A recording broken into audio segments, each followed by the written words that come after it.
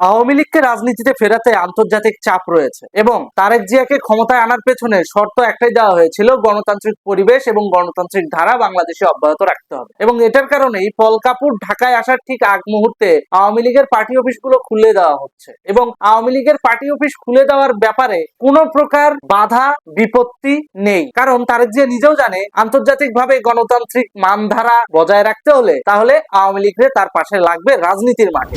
ক্ষমতায় তারা আছে ঠিক আছে, কিন্তু বাংলাদেশে গণতান্ত্রিক রাজনৈতিক ধারা এটা অব্যাহত রাখতে হলে আওয়ামী লীগকে মাঠে থাকতে হবে। আর এই কারণে এই আওয়ামী লীগের পার্টি অফিসগুলো খোলার ব্যাপারে বিএনপি সরাসরি সহযোগিতা করতেছে। ক্ষমতায় আসার আগে আন্তর্জাতিকভাবে এই কমিটমেন্ট তারেক জিয়া করে এসেছিল বলেই এখন আওয়ামী লীগের জন্য পার্টি অফিসগুলো খোলা সহজ হয়ে পড়বে। তাই আওয়ামী লীগের যারা ভাই ব্রাদার রয়েছেন তাদের উদ্দেশ্যে বলবো, নির্দ্বিধায় নিজেদের পার্টি অফিস নিজেরা সাংগঠনিকভাবে সংঘবদ্ধভাবে দখল করবেন, খুলবেন এবং আপনাদের পার্টি অফিসে আপনারা বাংলাদেশে গণতান্ত্রিক রাজনৈতিক ধারা চর্চা যেভাবে করা যায় সেইভাবে কার্যক্রম পরিচালনা করবেন। এর কোনো বিকল্প নাই। আপনারা আপনাদের পার্টি অফিসে পতাকা উত্তোলন করবেন, আপনারা আপনাদের পার্টি অফিসে গঠনতন্ত্র অনুযায়ী আপনাদের দলীয় কার্যক্রম পরিচালনা করবেন, আপনারা আপনাদের পার্টি অফিসে মুক্তিযুদ্ধ, গণতন্ত্র এবং বঙ্গবন্ধুর চর্চা করবেন। এটা কিন্তু এখন নিষিদ্ধ না। আপনারা জানেন জুলাই জঙ্গি হামলার মাধ্যমে সাম্প্রদায়িক গোষ্ঠী মুক্তিযুদ্ধ এবং বঙ্গবন্ধুকে মুছে ফেলার চেষ্টা করে তারা নতুন একটা বাংলাদেশ সৃষ্টির নাম করে